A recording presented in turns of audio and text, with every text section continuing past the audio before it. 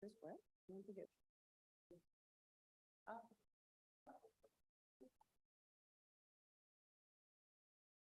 Let me know if you can't hear me. If that's not working.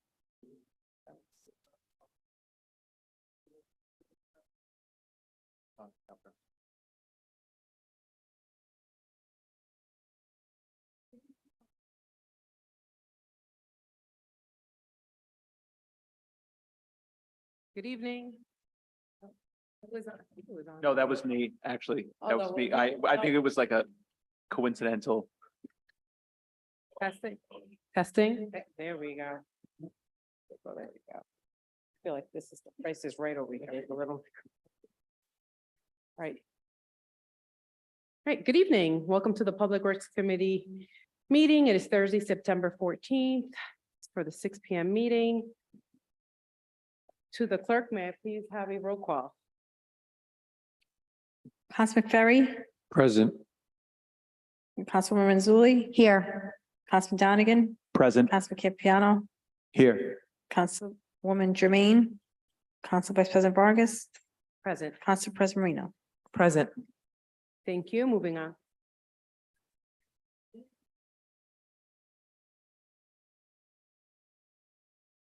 So moved. Second. Next item is the committee business matter. Whoops, actually, I'm sorry. Any discussion? To the clerk, can you please take a roll on that? Sorry. Councilman Ferry, Yes. Councilwoman Zuli. Yes. Councilman Donegan, Yes. Councilman Campiano, Yes. Council Vice President Vargas, Yes. Council President Marino. All right, there's a few things clearly on the agenda this evening. I'd like to have a motion to take the docket out of order this evening. So moved. Second. Thank you. I'd like to. You got a discussion and vote. Yep. I'm gonna go there. Hold on 1 second. I'm just trying to figure something out as I'm going. Well, any discussion on that? So clerk, can you please take a roll on that? Councilman Ferry, Yes. Councilwoman Zuli. Yes. Councilman Donegan, Yes. Councilman Campiano, Yes. Council Vice President Vargas, Council President Marino. Yes.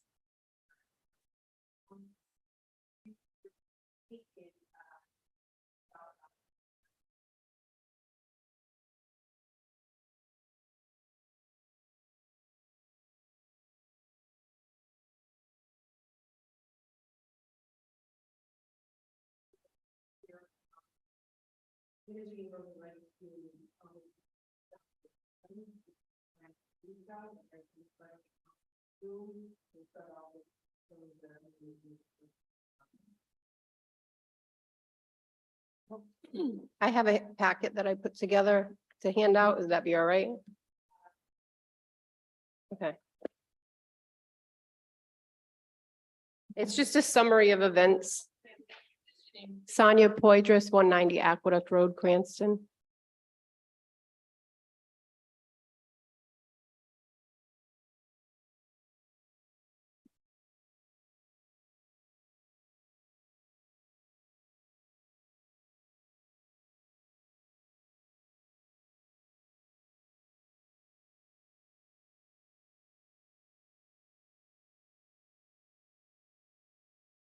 So I'm here about the retaining wall between my home, 190 Aqueduct Road, and the basketball court over by Budlong Pool. The wall has been deteriorating for quite some time. I went to the city within the last couple of years for help with that. I was told the integrity of the wall was my responsibility to maintain. I tried to do that. I hired a contractor to do that. I signed a contract and realized he wasn't registered and insured. Come to find out, he stole $14,000 from me for a deposit that I gave him, brought that to Contractors Registration and Licensing Board, won the hearing. It went to the AG's office. AG put an arraignment for him. He didn't show. And then it went out for a warrant. So there's now a warrant, but I am out $14,000. But I'd like to bring just a few things to the attention of Public Works because I feel like the city should be partially responsible for this wall and repairing it. Yeah.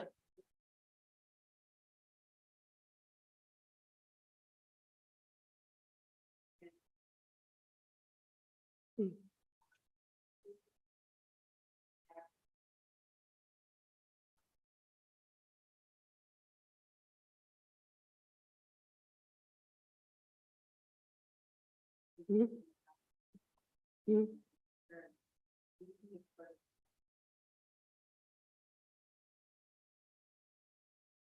Mhm.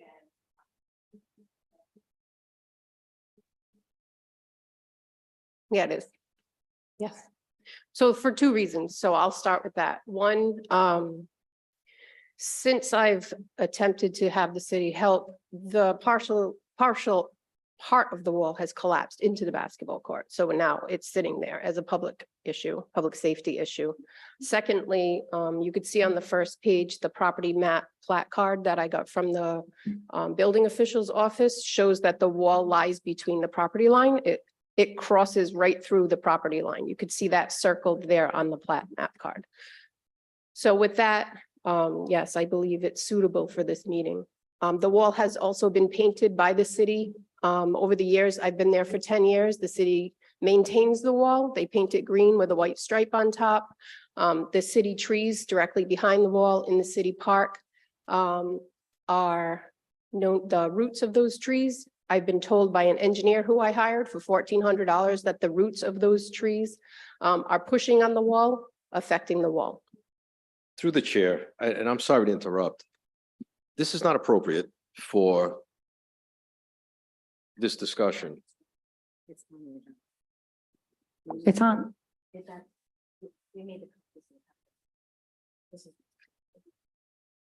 Then I have the wrong.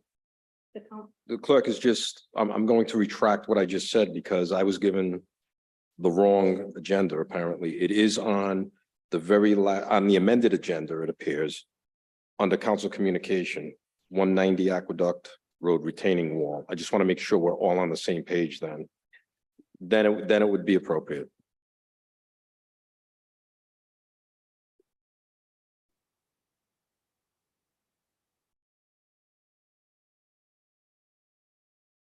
Thank you.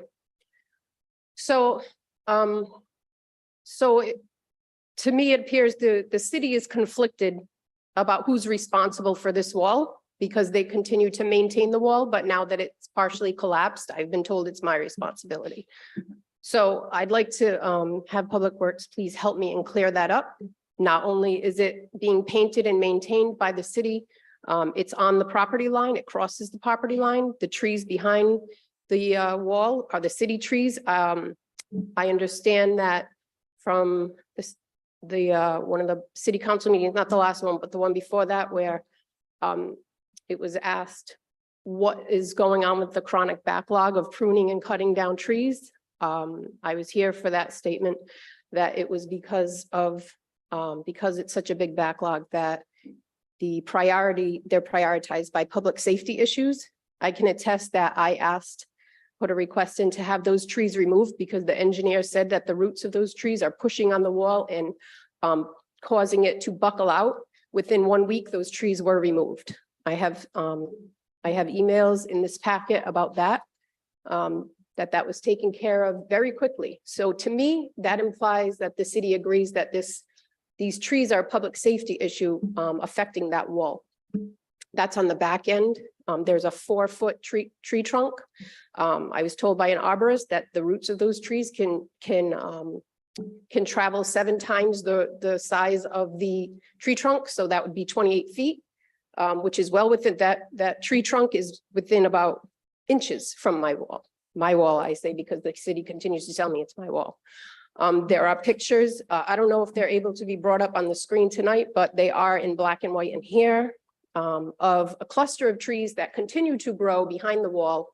And that has been happening for years, and they get bigger and bigger. And then it's just more roots that are pushing on the wall. On the front side of the wall, again, I don't know if we can bring that video up from last city council meeting. Is there an AV person here that could bring that video up? Don't think we are able to bring that up today, but I'll double check with Tom. Tom, are you able to bring that up? Thank you. Okay. It also has the pictures that I'm referring to. So the point of bringing up the video is every time it rains, like it did the other day, like it did on the day the wall collapsed, there's the video.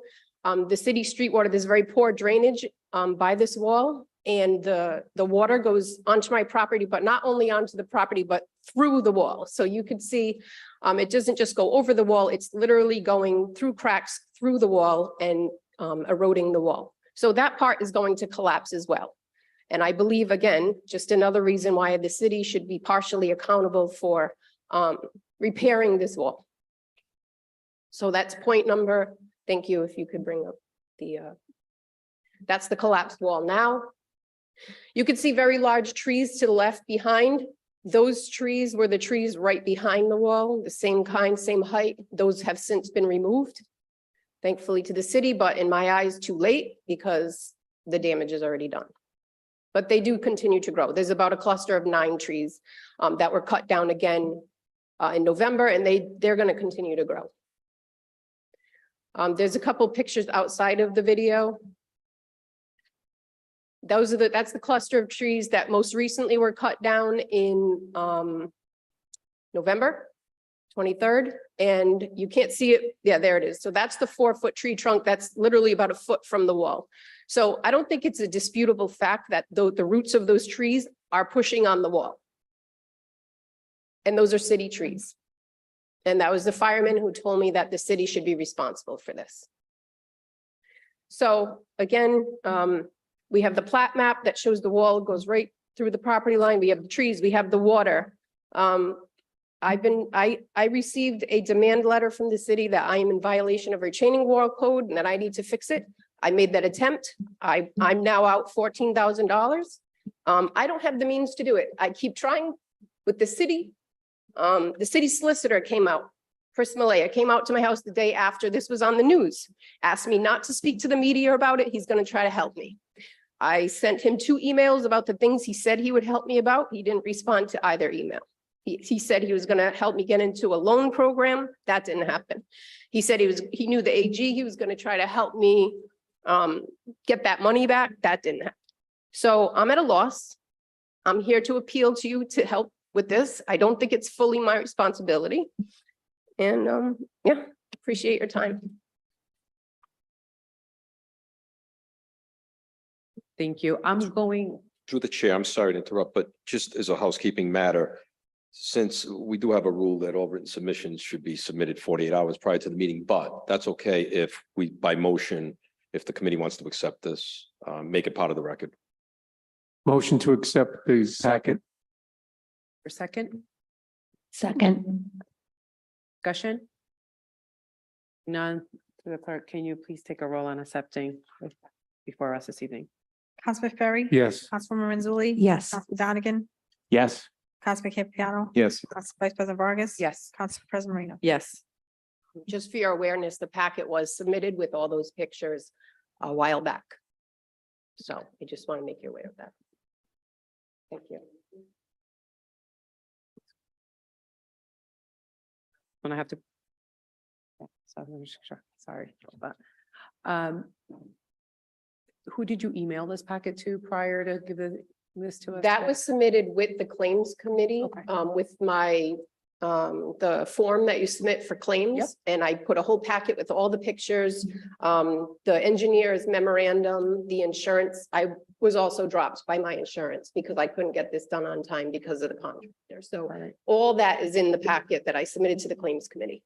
Thank you. You're welcome. This is public comment, so and I did ask you the question, but we can't kind of go back and forth. Once the public comments are done, unless I can actually ask our legal counsel now, I think we have to wait or hold off on this and discuss this later on. Yeah, we can't have But it we back can't and forth. discuss that right now. So, but this has been obviously recorded into the record. You're more than welcome to stay. I ask our legal counsel for any further opinion on his Okay. end on what matters and how we should actually approach this. All right, thank you. Okay, thank you. Is there anybody else that would like to come before us and speak on any docketed items? If you can please state your name and your address for the record. My name is Aubrey Collins. I'm at 136 Sharon Street in Cranston. Aubrey, Aubrey. Yes. So I'm just here. I'm with Jillian Pacheco and Danny Pacheco. We represent Edgewood Highland Elementary School. We're part of the parents on the PTO committee. So we're just here. We want to hear the conversation around the playground and the things that are happening there. We did want to mention that as far as resources and funds and things like that with the mural project that we're working on right now, we do have a lot of community support around taking care of the building. So we're here. If you need anything, just ask how we can help, and but we're here to listen. Okay. Thank guys. you. Thank you for that. We'll get to that council communication in a few minutes. Is there anybody else? All right, do you have anybody? Oh, I think I see someone in Zoom. Good evening. Can you hear me okay? Ken. Okay, thank you. Good evening, everyone. Thank you for this opportunity to speak at this meeting. My name is Ani Mitra. I'm a resident of 33 Welfare Ave in Cranston. My comments tonight are in reference to Councilwoman Germain's focus on street flooding issues under new matters before the committee. You might remember my partner, Matt Pepino, spoke at this meeting in July this year about our garage and basement flooding because of rainwater coming down our driveway from the sidewalk on Parkman Street. At that meeting, my partner Matt shared with you how rainwater started coming onto the sidewalk from Parkman. Ever since Parkman and Welfare, that intersection was repaved and an accessibility ramp installed in 2022. Prior to this road work, rainwater did not come up to the sidewalk from Parkman Street. So since that meeting, Matt and I, my partner Matt and I have been in contact with Chief Engineer Justin Matus and Councilwoman Vargas to discuss how to remediate this very serious problem.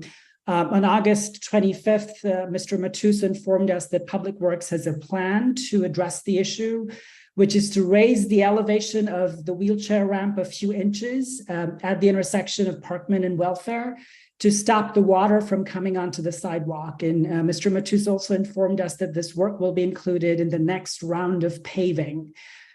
So my partner Matt and I are very appreciative of this response and plan, and we're hopeful that this mitigation will work, but we are yet to receive any concrete information on when this project will be undertaken and completed.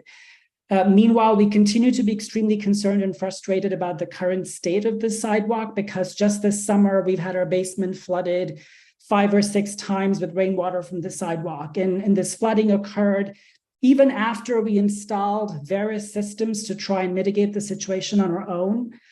We've spent over $50,000, and I have receipts for all those expenses, over $50,000 installing a permeable driveway, a new retaining wall, new trench drains, French drains all around the perimeter, and multiple sump pumps. So we've done our part. We spent a ton of money, but we're seeing that the sheer volume of water coming down the sidewalk into the driveway is still too much for the systems to handle, which means with every rainfall, we still have water entering our premises.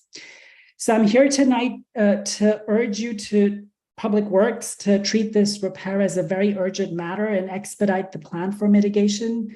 Like I said, we've spent all our resources, money trying to fix this on our own, and we really urge the city to do its part.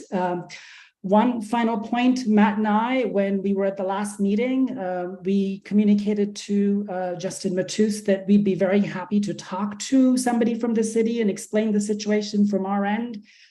We don't know if anybody's actually visited the site. Nobody's contacted us. We've sent pictures, video, but we, again, wanted to make ourselves available to talk to somebody in person and show them what's going on at that intersection. Thank you again for your time. So thank you very much for coming before us this evening. I have, I believe, the interim Public Works Director that is here this evening. If he can come up and be able to provide us with possible updates on this location. Yes, she's, Well, give me 1 second. Actually, I apologize. It's been a very long day for me. Before you come up, interim director, is there anybody else? Thanks for your comments. We're going to continue with public comments on docketed items. Ani, I believe is your name. Let me check to see if there's any additional comments. We'll close comments and then we'll circle back and provide you with an update to your question. and your concern this evening? I see no additional public comment on Zoom. Okay. Seeing there is no additional comments, I'm going to be closing public comments for the rest of the meeting. The next, taking this out of order. I would like to actually now have the interim Public Works Director provide us an update to the gentleman that was on here, and then I'm going to go afterwards for the woman that's here with us this evening, have legal counsel provide us an update as well to your comments this evening. So relating to the drainage issue at Welfare and Parkman, like Ani alluded to, we're going to be taking care of that with the next round of paving, which is scheduled to start not this Monday coming up, the Monday after that, September 25th. Okay, so September 25th, there's another round of paving throughout the entire city. Correct. what's Yes, left? that contract will be the one doing that work. Okay. Are you able to, you may have the constituents' contact information? I do, yep. Do you mind reaching out to the constituent at some point between now and then, just to provide them with any additional questions, just because I'm not gonna go like back and forth with any other questions that Yep, they I may can have. on email it their right end, now. And at least give them a heads up in terms of it's gonna start, but I don't know where they are in terms of timing. Absolutely. I'd appreciate that. Yep, take care of that right now. Thank you. To our legal counsel. Would you be able to provide us with any legal advice in terms of the constituent that's come before us this evening with her concerns on the 190 Aqueduct Road in Oh. Cranston? I think that is best addressed in executive session. That is not something that should be discussed in public. It's potential litigation. Fair enough. Why don't we go ahead if the rest of the colleagues here agree to bring this before the next, actually, city council meeting is at the end of this month on the 25th. Would we have to actually vote on that to bring it before executive session or to add it to the agenda at all? I mean, we've called executive session meetings before without a vote. Council President Marina? Solicitor Verdecchia, this was placed on the agenda, and I think if I recall correctly, the intention at the time was just to hear from the Public Works Department as to some information relative to the wall. Do you still think at this time, though, it's best if we just defer this and have this heard in executive session? We defer to you. So I think there's a two-step process here. The first step is essentially a referral to Public Works Department or the town engineer to go out, investigate, observe, whatever, do a report, bring it back. Beyond that, any further discussion, I believe, should take place in executive session. Purpose of this should just be a referral to undertake an investigation. Councilmember Ferry. I'd like to ask at this time, seeing that the engineer is here, is there a timeline on getting out there to figure out whether or not it is on the property line, whether the city has any responsibility? I mean, according to the evidence here, it looks that like the city might be partially responsible. So, I mean, I'm just asking, is there any timeline on getting out there to do this? I have been out there a couple times and I've looked at the survey plan that is on this packet. This is not a design plan. This is a survey plan of existing conditions showing the wall leaning over the property line, built in private property, leaning over the property line onto that basketball court. So that's what I have determined so far. I can go out there again, but I've been out there a few times already. I don't know if that answers your question or not. Can I ask a factual question? If the solicitor says it's not appropriate, that's fine. Has the city painted that wall in the past? I've just heard reference that, but if you think we should have that in claims, I that's would fine. prefer that we have that in executive session. Got it, With all due thanks. respect. Councilmember Donovan. Solicitor, if anything I say is not inappropriate, but deemed to be taken elsewhere. Through the chair to Mr. Matus, this has been before us in another committee. And I know you've got a lot going on, but I'm wondering if perhaps at the next claims committee, if you could come when this is discussed in an executive session. Yeah, if you need me there, I'll be there. There's no problem. Thank you. All right, great. So it seems like instead of bringing the executive session, city council meeting, instead, we're actually going to bring this under executive session under claims, or can we still keep this under city council communication executive session? I prefer to keep it under the city council one as well. And then also, if we need to be, also bring it up at the claims committee if there's no objection on that. Oh, okay. All right, great. So it's already been continued for the October claims committee. Okay, great. Does anybody have any additional discussion on that? Oh, okay. We, unfortunately, we can't go back and forth with comments. As a reminder, it's going to be under the city council meeting, which is scheduled at the end of this month. I believe it's September 25th. It's under executive session, but it was also on the claims committee and it has been continued for the next one, which is scheduled in October of 2023. Okay. I can't think exactly what date in October it is, but if you go on our website, you'll be able to get that information. Okay, thank you. Right, moving on. The next item that I have on here are items that are under Councilwoman Jermaine. I'm going to make sure that we continue all of her items on here for next month's Public Works Committee meeting, if there's no objection on that. Is there a motion to continue all of these, or do we not need to have a motion for these? Okay. Unless there's anyone who would like to have any of those discussion underneath those her items. All right, so what I'll do is I'm going to move under my council communications. I have 4 bulleted items.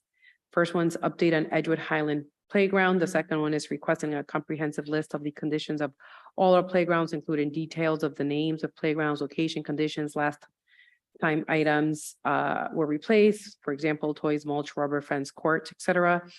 Third item is bike lane delineators, flexible posts in the Narragansett Boulevard.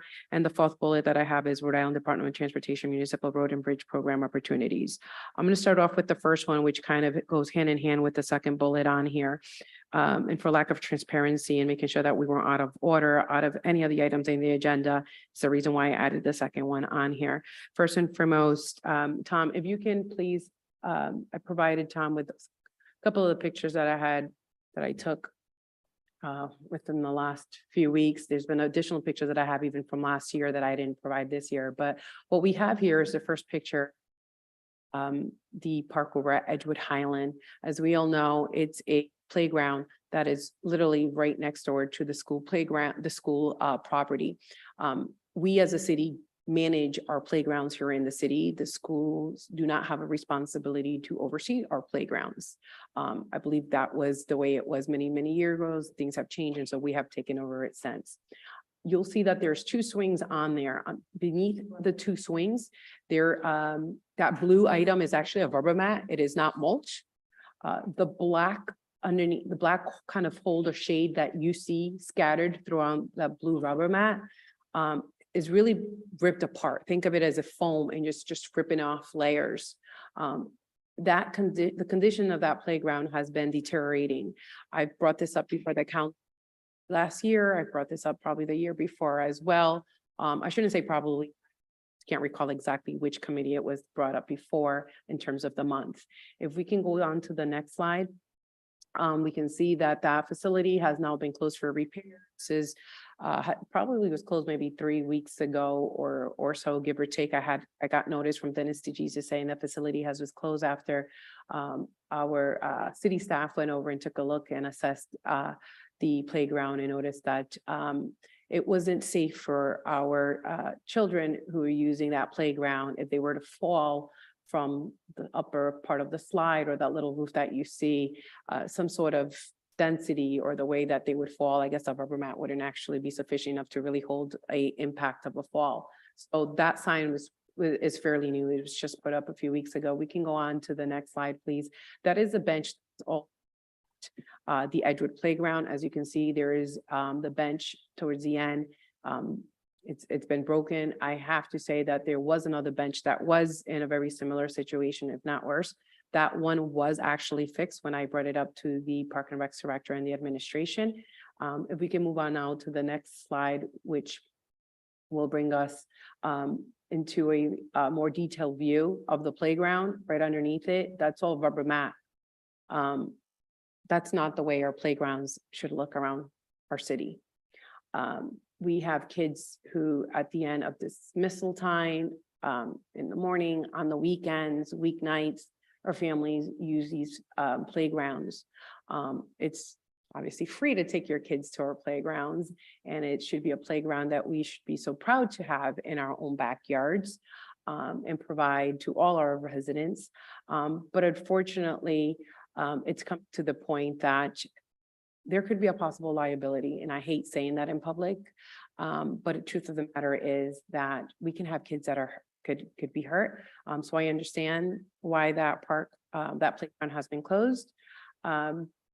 But again, these were all items that I bring into the attention of the administration. The second that we can go on to the next slide, it'll bring us to the next park. Now, this is the park over on Smith Street. You can see the other slide right on here. It's a yellow slide. Paint's been all pretty much falling apart on there. You can see all the bushes. That's not mulch. That's actually like little rocks. I'm not even sure if that's still up to code in today's standards. And chatting with a couple of folks throughout the state, I've been told that is not the way our playgrounds should actually be. They should be having mulch or some sort of other alternatives, not the rocks to support the impact if a child was to fall. And again, you'll see the bushes and it just hasn't been cleaned. That park is not closed. That playground is still open. If we can go on to the next slide. This is the same park. This is Smith Street Park. You can see the benches. There seems not to be a problem with them, but that is still the playground. And I wanted to make sure that you know how there's still a lot of greenery that should actually be taken care of. So that playground needs a lot of TLC. It's a little hidden gem on Smith Street. But a lot of families have actually asked me, how can they help out, bring this to speed? As a matter of fact, I drove by that park today. We have a lot of unhoused individuals also now going into this park. Our Cranston Rescue Department, as a matter of fact, when I went by this afternoon, was actually there responding to a call on somebody that was just laying down, flat laying down. I didn't want to take a picture, but they saw me when actually I went to take that picture today. The crew from the Cranston Fire Department. We can move on to the next. That's a little bit more specific, as you can see on there. Now tell me, would you or anybody watching this, or to anyone that works in the city or the administration, do you think that's a fair playground that any one of us would bring our children, that any of our friends, our neighbors, folks who live in our city should be bringing their children to that playground? Even to the other playground when it's fallen apart. If I think that the other playground, which is Edgewood Highland, that playground is in bad shape with the rubber mat and everything else, look at this playground. That's not fair. That's just not right. The maintenance is not acceptable. We have some CDBG funding, and that location actually falls under CDBG. I brought this same part to the attention. This is the one thing and I'll be straight honest and being transparent. I brought this up. Don't think it was last year, but it was right around the same time that I also brought up the Friendly Community Playground. I didn't get those pictures from the Friendly Community Playground because there seems to be some controversy on whose land it really is, and part of it, whether it's a state, whether it's a city, who really should be taking care of that. There's an MOU, we couldn't find it. But needless to say, this is Smith Street Park. Tom, if we can go on to the next one. And by the way, those toys are very outdated. Very, very outdated. I don't even know how safe they are at this point. Oh, there was another one on there.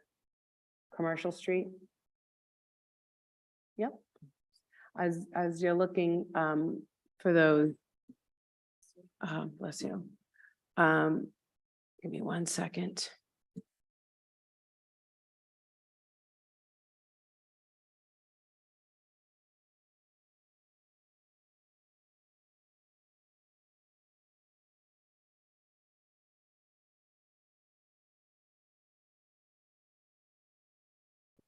I might have not included the other ones in, so.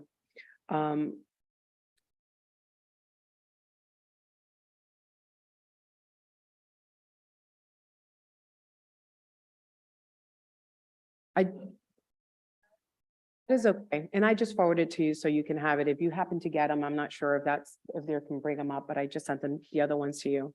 Commercial Street Playground, that playground also has a lot of old toys. And thank you for that. This is Commercial Street Basketball Court. A lot of the families in that area tend to bring a lot of their toys to that playground. And it's a community-based playground, as any community playground should be. And they bring their own toys and everybody shares toys. They leave it there. If someone has a child, they're growing out of the toys, they leave it there.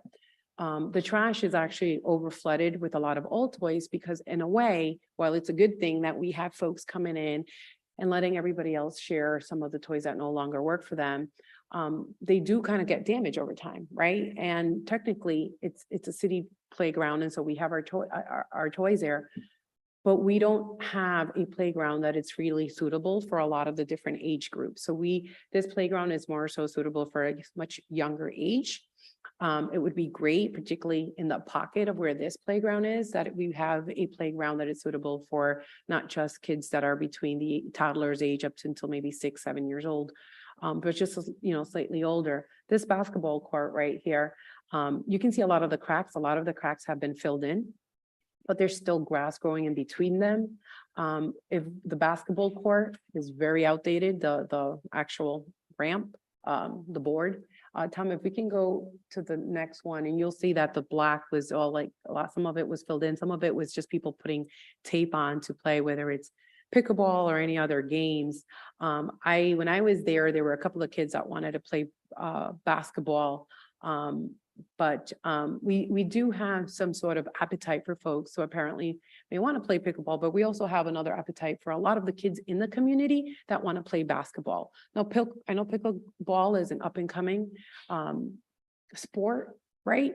But we have enough space there that we can possibly be able to divide and help out folks that have both needs. But if you go in there, you'll see, I don't know the next picture, if I sent you the right one, but you see that there's still some water retaining in some of that puddle there. There's other areas that are very much like that are a little bit deeper. So if you were going to play basketball, it's not a solid basketball actual court at all. And so that's another problem, right? It needs a lot of investment. There's a lot of bushes in that area as well that need to be cut. I don't know if that falls under DPW or actually Park and Recs.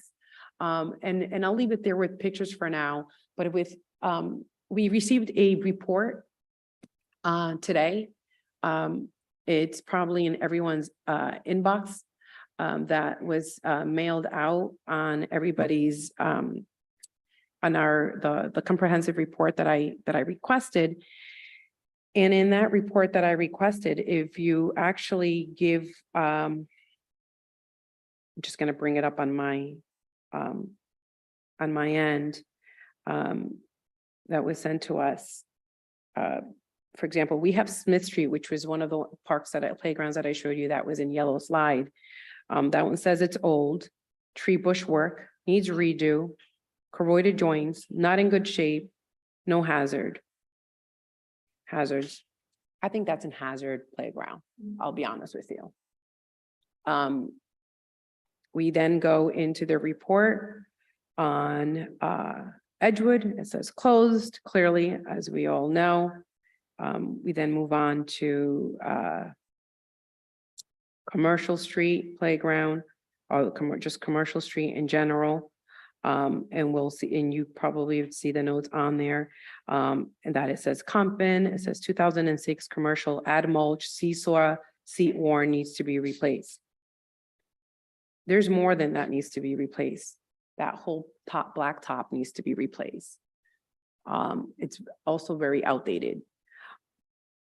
So having said all of that, well, I thank the administration for the list that is somewhat comprehensive. And we can see that there's also other areas, not just Ward 1, which is the area that I represent, but we can see this is a list on playgrounds and top parks throughout the entire city. And you'll see that a lot of them say they're in good shape, or swing needs to be replaced, things are cracking over, like say on Oak Hill, Eden Park, it seems to be in like good shape. Things that are being corroded. I get it, wear and tear over time. This is yet, we need to make sure that we do a better job with all of this. So there is a recent grant that was released by the Rhode Island Department of Environmental and Management, Rhode Island DEM. I've reached out to our grant writer. I did connect with her this week. She told me what we needed. I have asked her just for additional specifics. I would like to know to the administration, I think we have our Park and Recs director here before us this evening. What I am requesting at this point as a start is that the administration work with our grant writer to find how we can actually seek funding for these playgrounds. Now, there was an email that I did receive regarding Edgewood Playground. I was told that it was roughly about $40,000 to remove the rubber mat and possibly add the mulch. We shouldn't be waiting for a full year to do that. And $40,000 is a lot of money, but I'm sure we can find that money there. But before we even go there, I'd like to find out how that was actually assessed. How did we determine that it was actually $40,000? And what is our assessment on all our parks? And how do we actually start prioritizing and figuring out to bring our playgrounds up to date so that our kids can actually enjoy it? The other thing is the playground is closed. It really truly breaks my heart because today, you know, there's kids coming, just in general, kids are coming out of school. The first thing they do is they go right to the playground. Not much Commercial Street right away, or Smith Street. When they possibly would go to Smith Street, the kids didn't even live on that street, but unfortunately they can't under those conditions. I don't believe parents not sending them there, bringing them to the playground. But, you know, I was a parent of a child who went to Edgewood Highland. And I know my child, right after he got out of school, it was their recess time, it was their social time. And I made sure that they burnt all their energy. To know that the playground is now closed and for how long, I don't know. So I have a lot of other questions. I don't want this to be a vent session on my end, but I want to make sure that the administration understands and hears our community. We have PTA from Edgewood Highland that's here this evening. I also, by the way, would like to continue this to the clerk to the next council meeting as well. I want to bring this up at the next one. I've requested a meeting with the mayor. I am meeting with the mayor tomorrow. It's Friday, yeah, tomorrow, late in the afternoon. I've invited the school committee member of Ward 1 as well. I've copied him on the email, so he's also familiar. One thing I want to make sure is that we're all transparent and on the very same page. And so thank you to the PTA for coming this evening. But I want to make sure that to the administration, to our Park and Recs director, Director Tazaglia, what can we do to start off and at least start the assessment, the cost analysis, what we can do through any type of funding that we possibly have to start bringing our playgrounds up to what I would say code, particularly the playground that was just recently closed, if we have to start there. What are our plans and what do we intend on doing, or what are your potential recommendations and suggestions this evening on how do we start this other than just grants, because grants are never guaranteed. So we could be having a contingency plan. What can we actually do? Or the grants would be our contingency plan. And as a council, we should have this conversation. One thing that I will add before I ask the director Tassaglia to come up is I've also reached out to a couple of private funders to find out whether or not they would be able to come with me and give our playground a do what I call windshield tour, go around our city.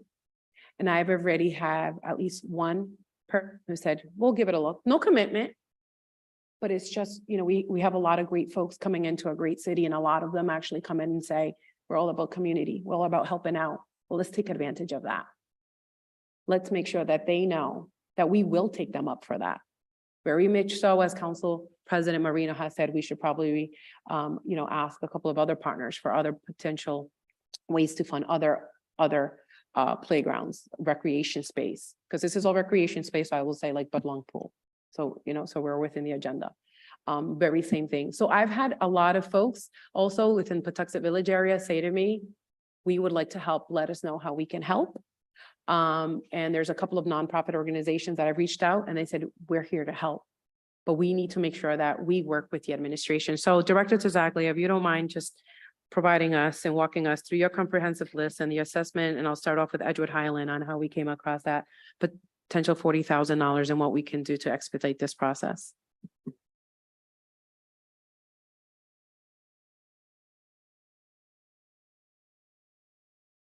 About the commercial report on the basketball court not being in there. I don't know why it isn't. I do have a quote I had gotten when we previously spoke about pickleball courts some time ago.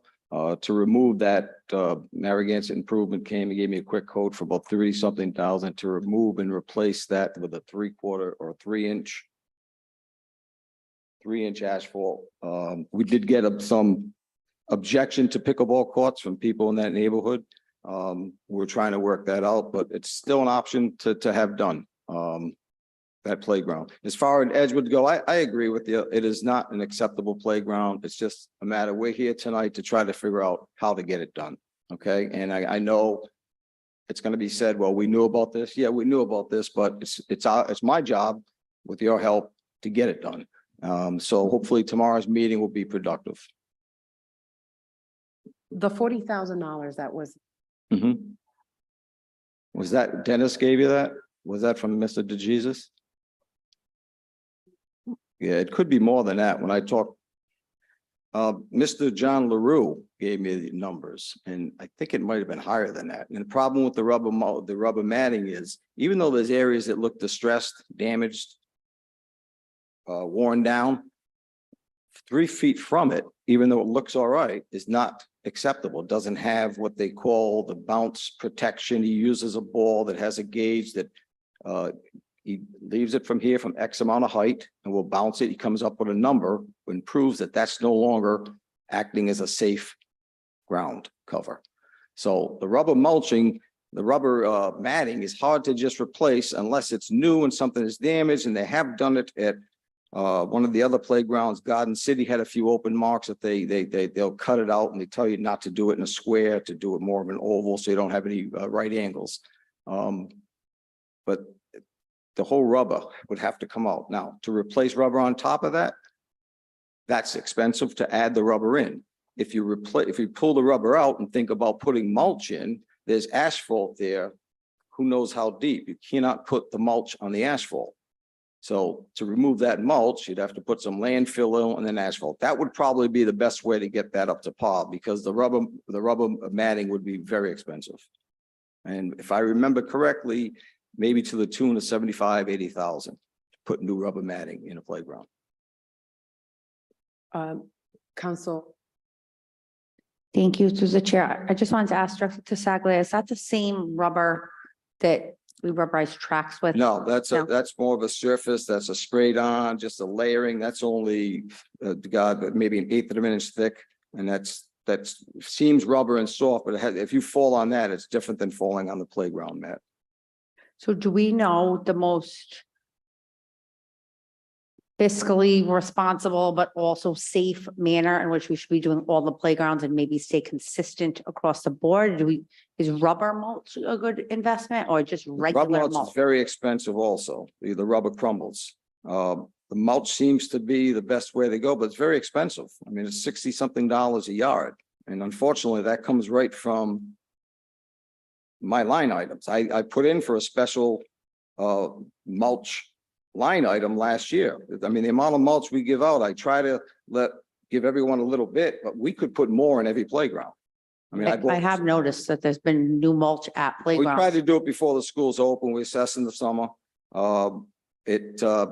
And there's some that we didn't hit. And we spent $20,000 worth of mulch. We hire a company that comes in and blows it in because it would take human hands and wheelbarrows and fork picks ages to get that done.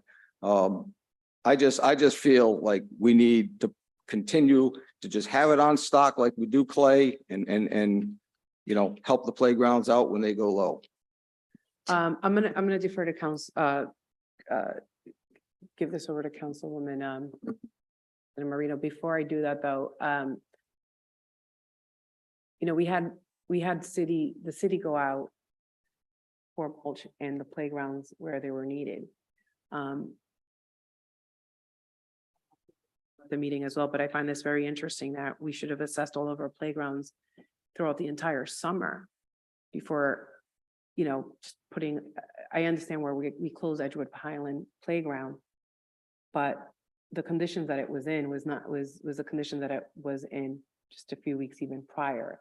And so I Okay. had to bring this to the attention before Meaning? somebody came out and closed. Well, the playground's closed. Right. The playground wouldn't have been closed had I not said anything. And so I don't know how we do our assessments about all the playgrounds and conditions. Do we do it before the school starts? No, we do it wait? regularly. Regularly, we hear it from constituents. They'll tell us about a broken swing, about a mulch issue, about a broken bench. We hear it from council people. My workers that go there will cue me and I go around to look at things. All right, Director. Well, Council President Marino, go right ahead.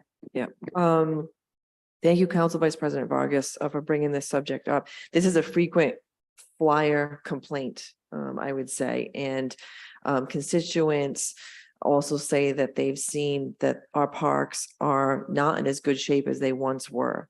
To this point of funding, it's not going to solve all of our problems, but it is something that we definitely need to take advantage of, is that the state is having applications for recreational grants. I've spoken to the grant writer about this. I attended a meeting myself held by the state on the 13th, an informational meeting.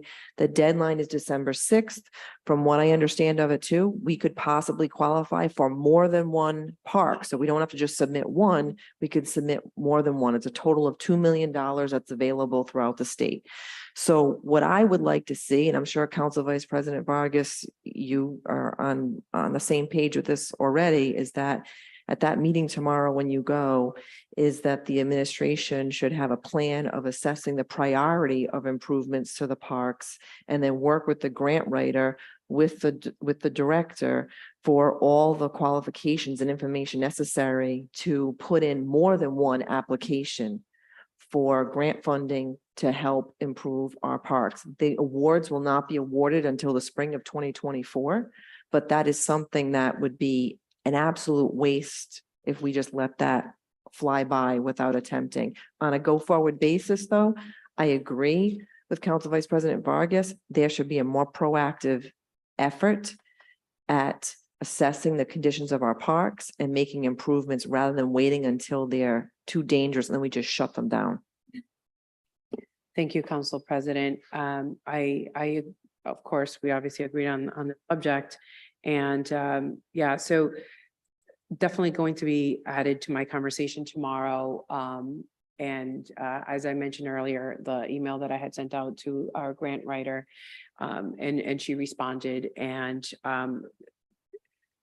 Director Tassaglia, pretty much what our grant writer also needs is the square footage, at least particularly with the playgrounds that we prioritize, the estimate of toys, very similar to what we were trying to do over at the friendly community, and getting a estimate of what the cost analysis is going to be. Are there lights? Are there going to be benches? Will there be tables?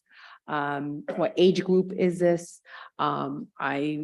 I'm an advocate to adding sensory related toys so that way we are an all-inclusive playground for our communities.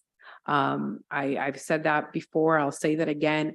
I want to make sure that with all of our playgrounds, as we move forward, we keep kids who have a disability and mindful of the toys that they also need, that we as a city could be inclusive on that end. And I think I might have mentioned this to you when we were looking at the other playground. But in this case, that's all the information that our grant writer at least needs for now. The list of prioritizing is extremely important. I look forward to having a very thought out and partnership with the administration. Yeah, we're here to work together, but we also need to make sure that as the administration, we should be doing our assessments, not just in September, but really figuring out where we are going with our parks, making sure they're up to date. Edgewood Highland is closed. Smith Street's playground, as much as I want to say keep it open, I think that one should probably be closed, only because of the actions that I saw there today. And also the fact that if you saw the pictures at all, those slides, it's awful. I don't even know what kind of paint that is on there.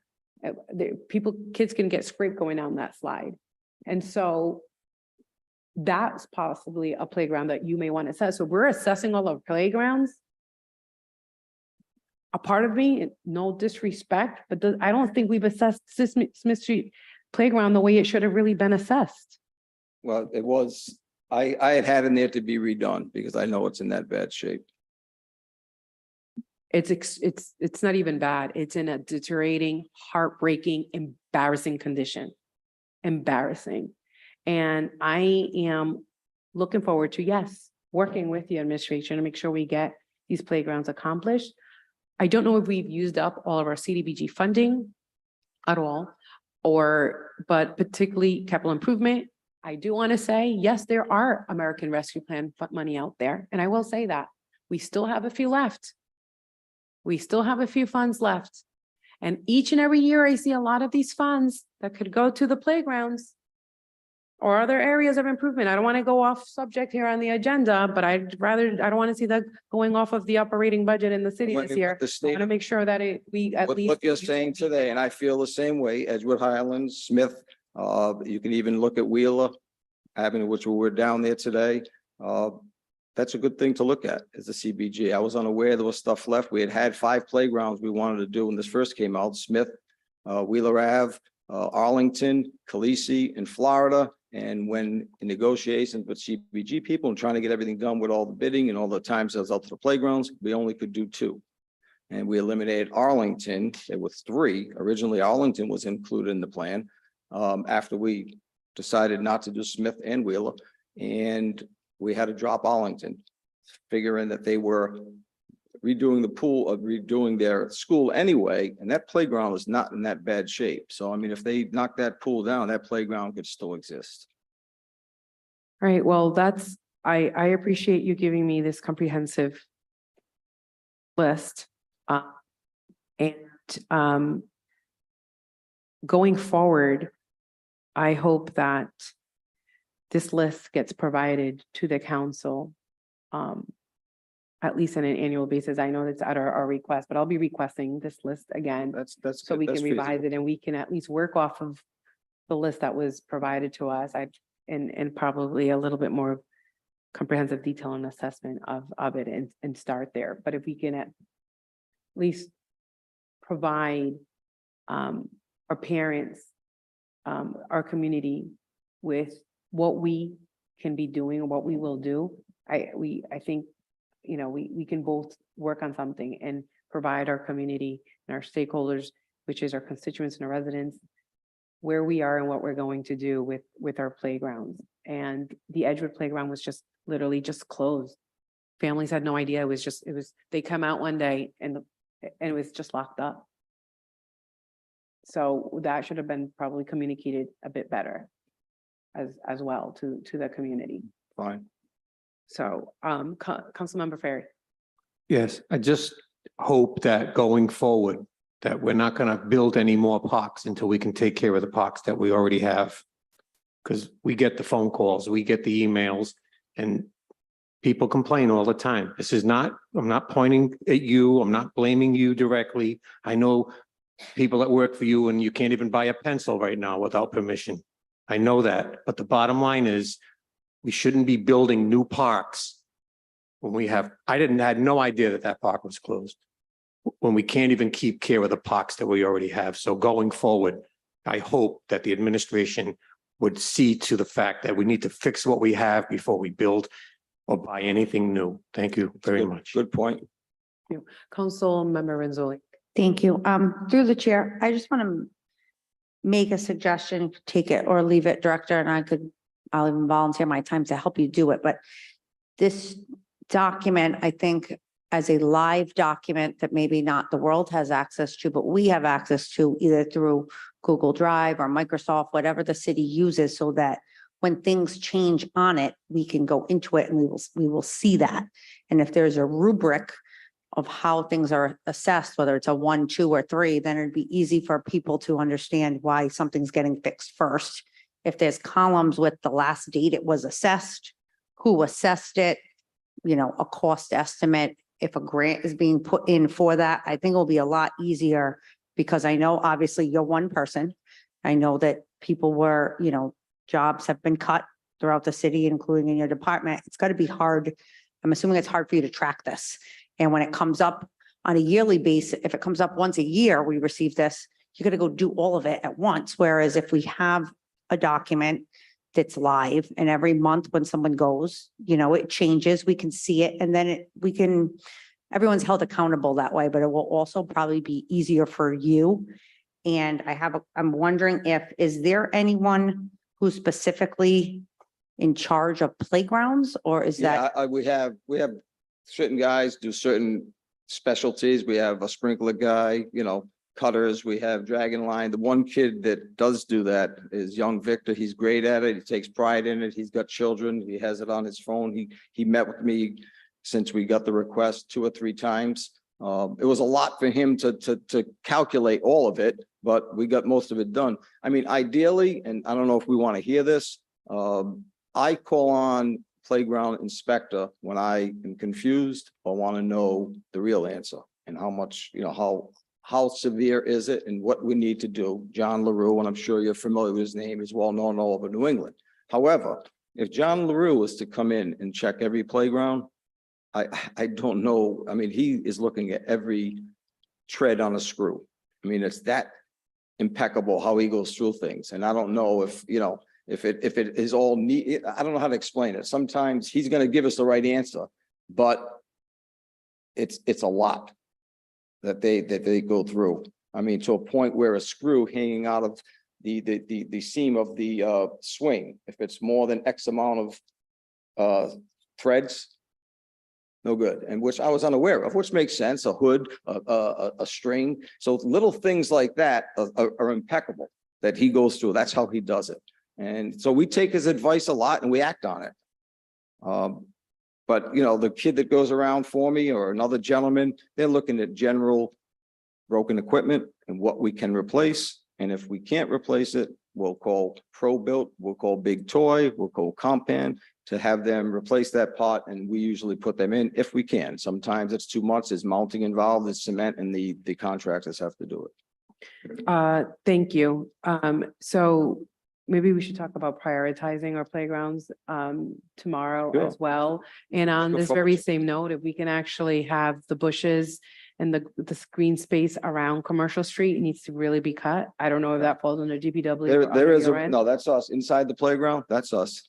Yep. There's a regular schedule. I'll look at it. If we can't get to it, we'll have somebody do it. Is that a regular schedule? Yeah, we have regular day. Well, not so much regular days. There are days that the foreman will dictate job and description. There's cutting days, there's garbage is done every day. The there's- only reason why I'm asking is Yep. not to go back to Smith Street, but there's no way anyone's going to Smith Street to cut the shrubs in the grass. over there. Probably not. Absolutely. Probably not. And I didn't say it was done. I said there is a schedule. Now, whether that's been on the schedule or not, maybe it does get neglected. Obviously it is if you're. telling- Definitely has been. I don't want to get the short end of the stick, particularly because of where Smith Street is, but I want to make sure that we know that Smith Street is a playground and it's a playground that's in Cranston. And that we should be making sure that that's part of our list when we do any assessments, where we go and maintain it as we do with any other of our playgrounds. And again, getting back to finding out, we know from the people. All right, so you will call me, constituents will call, and just concerned people. And Director, are you in charge of the grass on the outside fence of Edgewood Highland Park Playground? School department. Thank you. All right. Is there any of this, Councilmember Donegan? Thank you. Everyone can hear me? Okay. Thank you, Chairwoman. Director, I would just say, next year when the budget comes up and we're having these conversations in March, April, and May, you have a finance committee. Many of us that are here this evening, and I know Councilwoman Renzulli is a supporter of Parks and Recreation as well. You'd have a very receptive body of individuals who would be willing to support these kind of projects with money. And we do, to the chairwoman point, we have $5.9 million of Rescue Plan Act funds remaining. And this sounds like a really good way to use that money. because, Absolutely. With that being said, when she said that, I was unaware of that. I thought most of that was gone after the 4 million. That's the easiest and the quickest way to get some of these playgrounds in despair done. And I'd be all for that. Thank you, Councilman Donegan. The next item that I have actually, Director, I'm not sure if this goes for you or this will go to our interim director. It's on the bike lane delineators, flexible post in Narragansett Boulevard. So if you've driven down Narragansett Boulevard, you'll see there's a bike path going down, particularly all the way down to like Stillhouse Cove. There's some concerns there. We have a lot of walkers and then we have bike paths. If you look at other communities, they have those, for those who may not know what that is, or anyone ever who ends up watching the Zoom video, it's those plastic flexible posts that also have the little lights. So at nighttime or in the daytime, if there's a car that's driving right by it, it hopefully doesn't go into the lane of the bike path or folks that are walking. For safety reasons, I really believe that we should also look into that. There was someone that was almost struck on Narragansett Boulevard last, I think, Tuesday. I was walking that evening with my mother, and Bike path or bike lane? it's the bike lane, I Lane. guess that's what if we want to call it a bike lane on I Narragansett have Boulevard. never even, And it was rather scary. So I didn't know if we can actually take a look at that. I can look into it. I'm not aware who would be under jurisdiction to that. I'm not really sure. I think we have the I interim mean, it's a director. street, it's a highway, it's a state road, correct? It's not, So it would be public works. So, probably Public Works. I mean, okay, well, so we have our interim director here. Should we have him just come up and see if maybe if he can do the research, if it falls under his department? we can both do it. I'm not just Okay. gonna bump it to him. I would gladly Okay. help and find out. Yeah, no, that would be work. If Problems. you want to both tag team, that'd be great. But is that traffic and engineering? Yeah, that's a public work situation. The bike delineators, the flexible posts you're talking about. Yeah, there are a lot of separate ways there are a lot of different ways to separate a bike lane from a travel lane. The flexible delineators are personally not my favorite because they're bolted into the asphalt, which creates a way for water to get in there and deteriorate the asphalt pretty quickly. Other options are the MUTCD has approved green paint as bike lanes. That's an option that I've seen in Providence. It's very abundant in Boston as well. It's an option. We can certainly look into it, but there are other options as well. that we would look into. Yeah, this the as well. green paint, the red paint for buses and everything like that. I've seen that obviously starting to spread in Rhode Island. Yes, it is also in Massachusetts. The concern about that, it's still not a protect a little bit with the safety net, not that a car can't drive right through one of those flex pods, right, or Exactly, yeah. post. But it's been kind of brought to my attention on what can we do on there. If we start off with at least the painting part, okay, that's a great segue into the public safety, but at the same time, I think having some sort of delineator or some sort of post would be great. Yeah, we can definitely start doing some research. And on that might be, the DOT may be able to provide, have some grants possibly for that. So if you don't mind Yeah, we'll do some research. researching on Absolutely. that, and I'm gonna just keep this on the agenda. Perfect. Okay, great, thank you. And the last item that I have on my end, I know it's been a long night for those excuse me? on. I'm sorry, Councilman Donegan. No, I was, thank you, Chairwoman. I was just going to mention that we're fortunate. One of our planners in the city, Greg Guertin, is very well versed in cycling and multimodal transportation. And sorry, Greg, if I'm adding more to your plate, but he just might be someone worth talking to about this. He's Okay. great. Well, I'll definitely reach out, and if you don't mind as well. Yeah, I've talked to Greg a with your couple role. times about some bike infrastructure, so we can continue the conversation with the delineators. Absolutely. That's just my start. Initially, I originally would like to see the bike path from Providence go all the way down Broad Street, but that's just on my wish list for later on. We'll get there. All right. The other item, I'm sorry, is there any other discussion on this one item? I know it's past 7 o'clock for anyone. Ordinance Committee meeting will be starting shortly right after this meeting. The Rhode Island DOT Municipal Road and Bridge Program opportunities. I just wanted to put that on there. There's some grants opportunities there, so probably this would actually go as well to you as interim Public Works Director to get a sense as to if there's any potential funding there for any potential projects that we have. Actually, the delineators might actually fall under that grant, but I didn't know if we were looking for any potential grants under that rolled out one that was just released. I apologize. I don't think I heard. Are we talking about the DOT Municipal Roads Bridge Yep. Program? Yeah, so we will be applying for that. That will be primarily road paving. You are right. The bike path delineators might be included in that, and that's a good suggestion. Since our last meeting when we talked about this, I did have a meeting with the DOT, just to give you all some numbers. Cranston is eligible for a total grant amount of $3.453 million. That is 66% paid for by the city, which comes out to be about 2.3 million. That application is due in about a month from today, October 15th, on which we will have applied for that whole 3.453 million. Can you just say that it's 3.4? 3.453,453,000.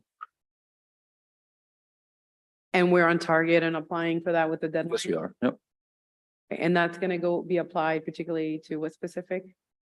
Where is that going applied? Where are you applying? We are for it? primarily focusing on road paving. Paving, okay.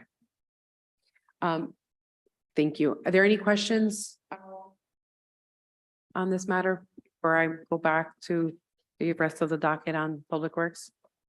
Okay. Thank you, sir. Of course. Thank you to you, and thank you, Director Pataglia, for being here this evening. All right, that being said, I'm gonna go back to the council, Public Works Committee docketed item under committee business matters carried over. I had an item on there. I am going to remove that from the agenda going forward to the clerk. So I'm all set with the assessment of all City of Cranston Parks and Recreation. We kind of discussed that, but I will continue to keep the Edgewood Playground.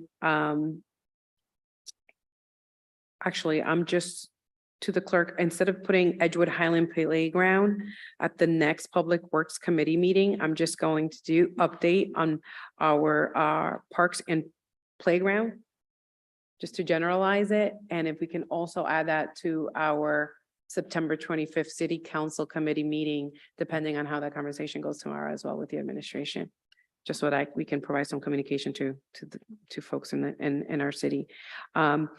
I unfortunately do have to head out to my son's parent-teacher conference that I'm extremely late for, but I am going by, I believe we have to take a motion, a vote to hand the gavel over to our majority leader to finish up the Public Works Committee meeting. And I will not be here for the Ordinance Committee meeting, assuming that my meeting at the parent-teacher takes a little longer.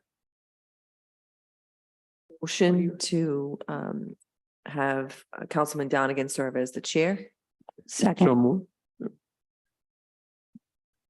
Any dis- Any discussion? Seeing none through the clerk, can you please take the roll on that? Councilman Ferry, Yes. Councilwoman Renzulli, Yes. Council Donegan, Yes. Councilman Campiano, Yes. Council Vice President Vargas, Yes. Council President Marino.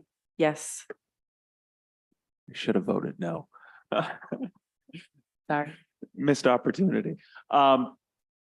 Before this evening on committee business matters carried over, we do have. Before we go there, do we approve the minutes of the last meeting? Clerk, we did. Okay. So under committee business matters carried over, we do under Councilwoman Renzulli from the last meeting, basketball hoop at Saivo Park and other Cranston parks. Did the director leave? I can't tell if he's over there. Is he left? He did. Okay, if he didn't like leave, I rode by Saivo Park today. is it up?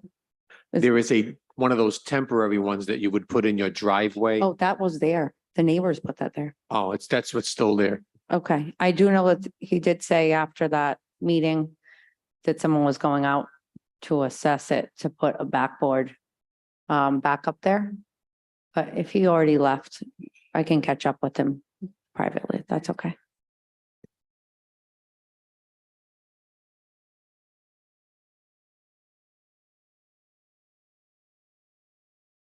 Just tell him to tell you. Just tell him to tell you if they're putting the hoop up or not. Okay, thank you. Does he have a day when? Does he know when? For the record, yes. For the, all right, we'll get a time range for the meeting tomorrow that you have with the playgrounds. That's all. Thank you. Councilwoman, are you satisfied? No, okay. Under new matters before the committee this evening, we do have a resolution to enter into construction and maintenance agreement with Rhode Island Department of Transportation for safety improvements on Atwood Avenue. This is sponsored by Mayor Hopkins. Motion to approve. Second. Is there any discussion or would anyone from the administration wish to introduce this?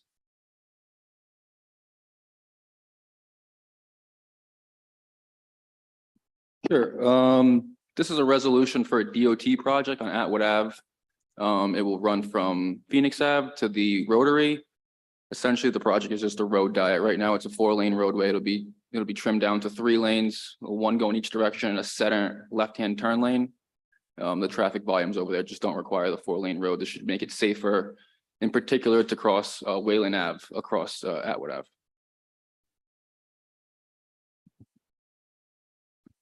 Council President? Absolutely. Just had a question through the chair.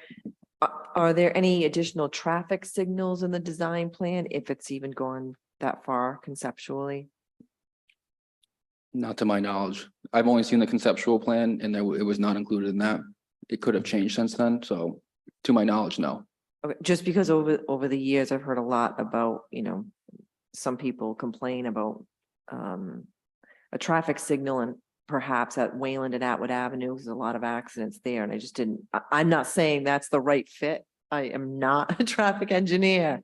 I just, since this is the subject, I wanted to know what the plan was because I do get frequent questions about that intersection. So I want to make sure I have accurate information. So currently, conceptually, the plan is to reduce it to a 3-lane road, center, left turn, and 1 lane in each direction. Correct, yes. Okay, all right, thanks. Councilwoman Renzulli. Thank you. I'm sorry, Director, before you sit back down. Are we making sure that when this gets done, I'm really glad that DOT will pay for it, but then that the utility companies are not going to tear it up for something like 4 weeks later and then we're back in a bad situation. Is that something that we are doing proactively? Anytime you pave a road, you always check with utilities first to make sure that they don't have that in their immediate plan. This being a state project, that would be their responsibility. So I have not checked with utilities myself. I'm going to make the assumption that the state has. Is it possible that, I don't know, someone could who holds the state accountable? Because if the state doesn't do it, and I don't want to say the state won't do it, then it's still residents of Cranston that end up most inconvenienced by the situation. And I know we have a lot of state roads in the city, but the fact of the matter is when our constituents call, they don't care if the answer is, oh, I'm sorry, that's a state road, because they're calling us. And so I'm just wondering if perhaps that could be, I know you're also busy as everyone else, but if that could be just kept, top of mind that. Yeah, I'll reach out to DOT right now and confirm that. Thank you. No problem. We have a motion before us to approve. Is there any further discussion? Seeing none, clerk, please take the roll. Councilman Ferry, Yes. Councilwoman Mazzulli, Yes. Councilman Donegan, Yes. Councilman Campiano, Yes. Council President Marino. Yes.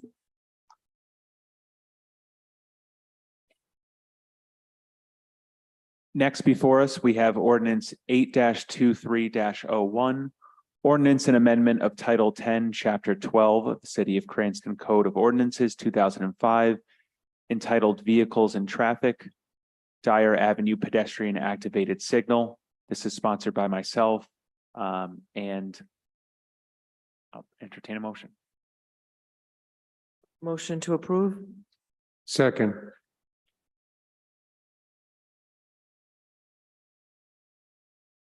I actually have a question for the solicitor. This being a traffic ordinance, I believe we need a traffic report, correct?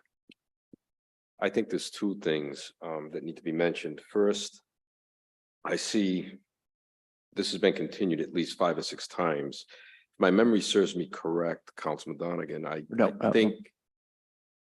No, This is the Dyer Ave pedestrian signal.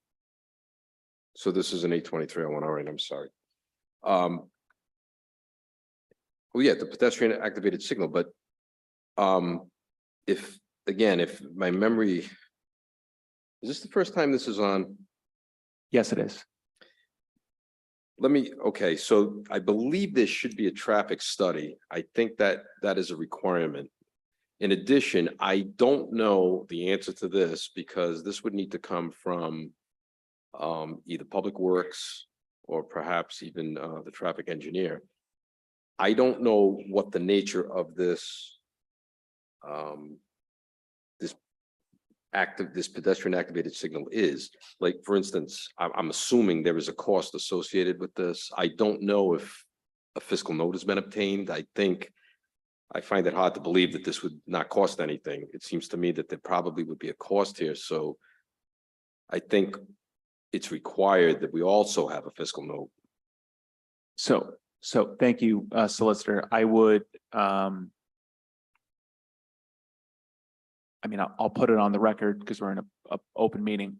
I would like to request a fiscal note as well as the traffic study to the time frame that they have under city code.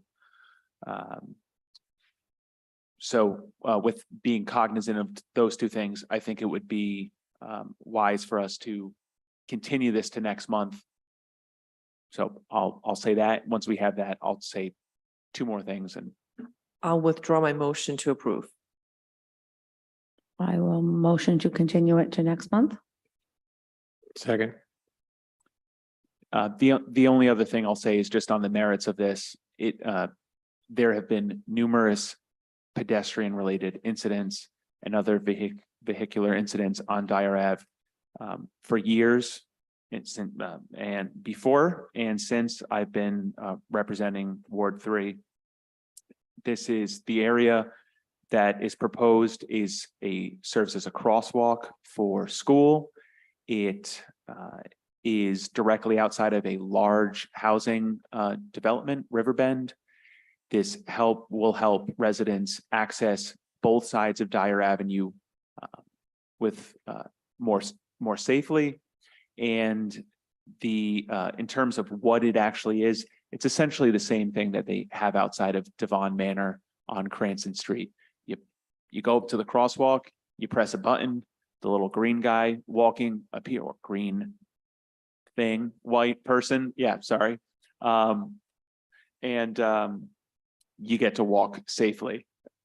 So this is so people can cross the street safely, more safely. Thank you. Is there any other discussion?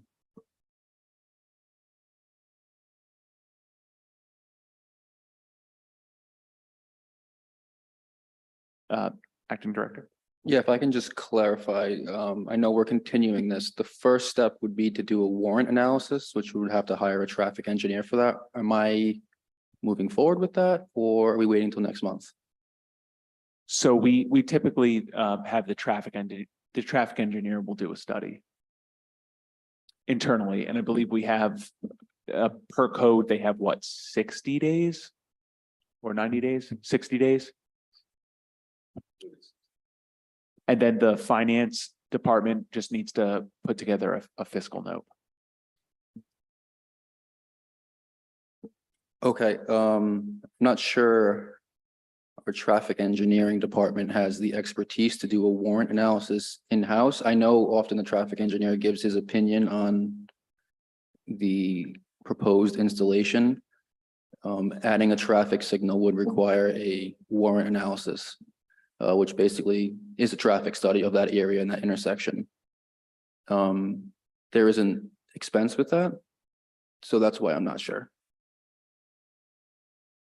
Councilwoman Renzulli and then Council President.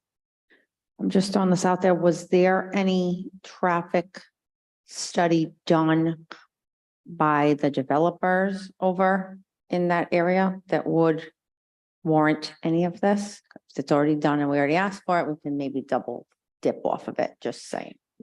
The most recent traffic study completed, to my knowledge, was one conducted during the months of this summer by the police department. That doesn't necessarily speak specifically to this proposal, but it is regarding Dyer Avenue. Council President. Yep. I might suggest to the chair to the interim director, we're required to have the traffic study for the ordinance. So the ordinance is being proposed. So I would suggest you check with the traffic engineer and see if he can do a traffic study. If then it passes, if then there's an exorbitant expense with the more intricate study that's required, then you incur that additional expense. And then as part of this, as relayed by Solicitor Verdecchia this evening, part of the approval of this ordinance going forward also requires the fiscal impact study. So if in fact there is an additional fee to be incurred with that additional study, then that would be incorporated in the fiscal impact note from the finance department. So I mean, we have a month, so that's, I think, should be able to be shored up in that time. So we're not continuing this over and over again. I think that could be accomplished, right? Yeah, that's Okay, fair. sounds good. Thanks. Is there any further discussion on the matter?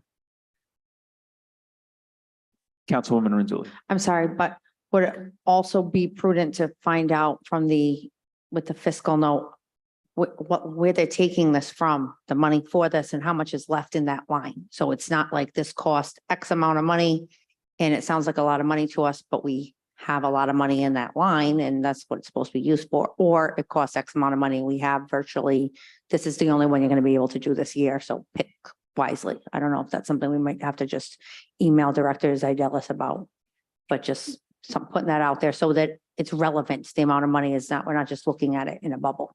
Thank you. The motion before us is to continue. Clerk, please take the roll. Councilman Ferry. Yes. Councilwoman Renzulli, Yes. Councilman Donegan? Yes. Councilman Campiano? Yes. Council President Marino? Yes. All other matters under communication or new matters before the committee have already been addressed out of order. The items under Councilwoman Germain will be continued to the October Public Works meeting. At this time, with no other business before us, I'll entertain a motion. Motion to adjourn. Any discussion? Seeing none, all in favor say aye. Aye. Ayes have it. We are adjourned.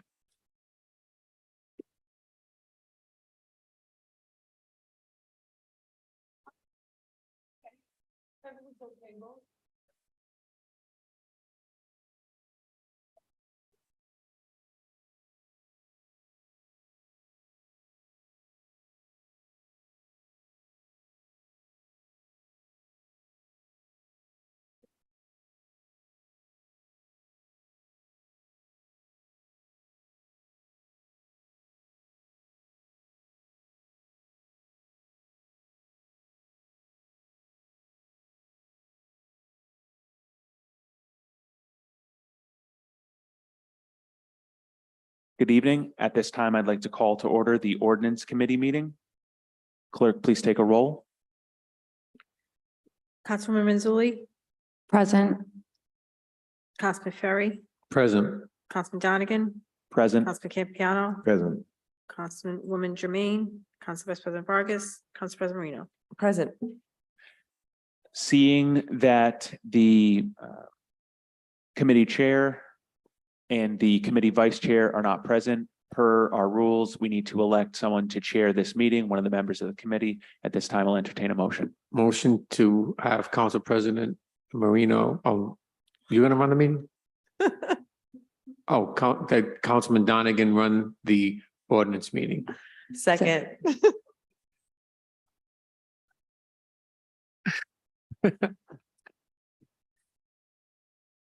Any discussion? Seeing none, clerk, please take the roll. Councilwoman Mazzulli? Yes. Councilman Ferry? Yes. Councilman Donegan? No. Councilman Campiano? Yes. Councilman Donegan? I don't know if I called you. And No. Council President Marino? Yes. Do I count twice? No. At this time, thank you for your trust and vote of confidence. Before us, we have the approval of the minutes of the August 17th meeting. At this, entertain a motion. So moved. Second. That motion was to approve, Councilman. Yes. Any discussion? Seeing none, all in favor say aye. Aye. Aye.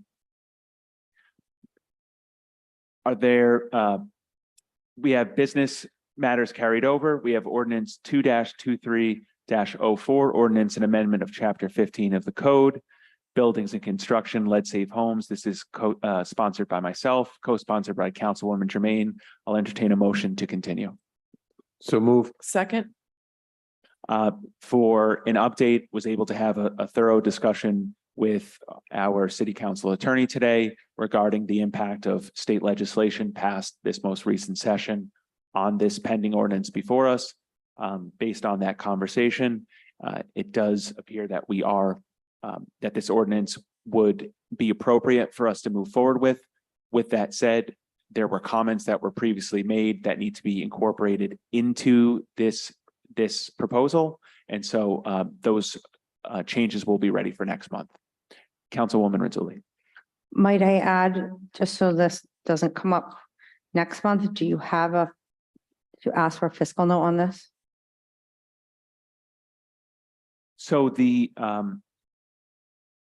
short answer to the question is no. The reason for that is whereas in the previous iteration of this ordinance, it was incumbent on the inspections department to perform inspections, that requirement has been removed. The only additional responsibility of the city would just be enforcement.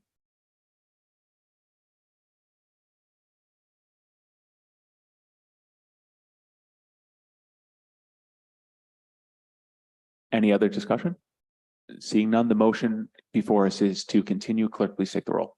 Councilwoman Mazzulli, Yes. Councilman Ferry. Yes. Councilman Donegan, Yes. Councilman Campiano, Yes. Council President Marino. Yes. Public hearing. Under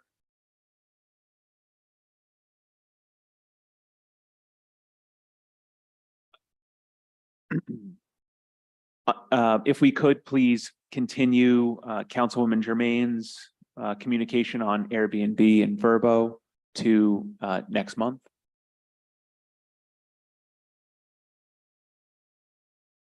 Before we move on to new matters, I would like to open up the floor for public hearings and public comment on docketed matters only. Is there any person in the audience this evening? Seeing none in person. Tom, is there anyone online wishing to speak? There is no public comment. At this time, we'll close public comment. We have new matters before the committee this evening, 8-23-02, ordinance and amendment of Title 10, Chapter 10.3.2 of the City of Cranston Code of Ordinances, 2005, entitled Stopping, Standing, and Parking on Specific Streets. This is sponsored by Councilman Campiano. This time we'll entertain a motion. Motion to approve. Second. Councilman Campiano. Thank you, Councilman Donegan.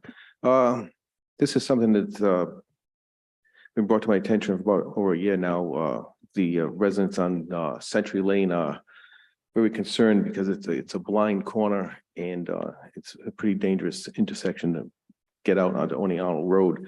It's only on one direction we're looking for, and our council president has also been out there to talk with those neighbors, and we've had multiple meetings with them. But I'm going to ask to have it continued pending a traffic study. So if we can get a traffic study on that area, I'm just going to see if we can just get that continued. So at I this time, withdraw my motion. I withdraw my motion. Motion to continue. Second. is there any discussion on the motion? Seeing none, clerk, please take the roll. Councilwoman Mazzulli, Yes. Councilman Ferry. Yes. Councilman Donegan, Councilman Campiano, Yes. Council President Marino. Yes. That motion is, that ordinance is continued to next month. Next, we have ordinance 8-23-03, ordinance and amendment of Title 12, Chapter 08, Section 050 of the City of Cranston Code of Ordinances, 2005, entitled Repair of Defective Sidewalks Generally. At this time, we'll Motion entertain to continue. Second. before we take a vote on this, similar to other business before us this evening, I would, this also likely needs a fiscal impact. So if through to the administration, if a fiscal impact could be attached to this for next month, that would be appreciated.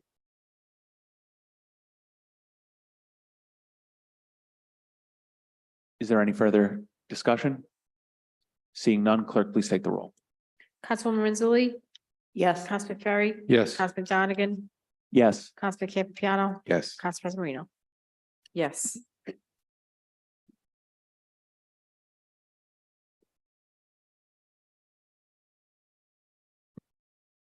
Next week, before us, we have ordinance 8-2304, ordinance and amendment of Title 10, Chapter 12, Section 250 of the City of Cranston Code of Ordinances, entitled Crosswalks Enumerated. This is sponsored by Councilwoman Germain. At this time, we will entertain a motion to continue. So moved. Second. Second. Solicitor, for just for the purposes of moving this along as expeditiously as possible, is a traffic study required for an additional crosswalk? I believe it is.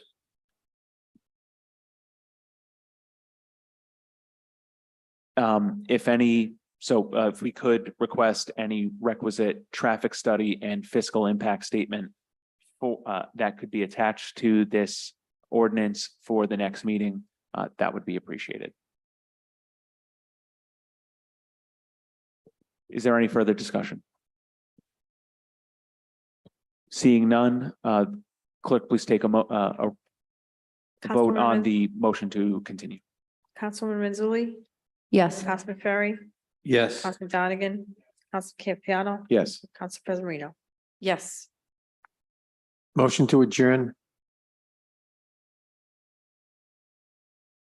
See. Yeah. It's like the Hotel California. You can't leave. Second. Any discussion? And happy birthday to Councilman Campiano. Happy birthday. Happy to birthday. Councilman Buon Camp. compleanno. Buon compleanno. All in favor of the motion to adjourn, say aye. Aye. Aye, we are adjourned.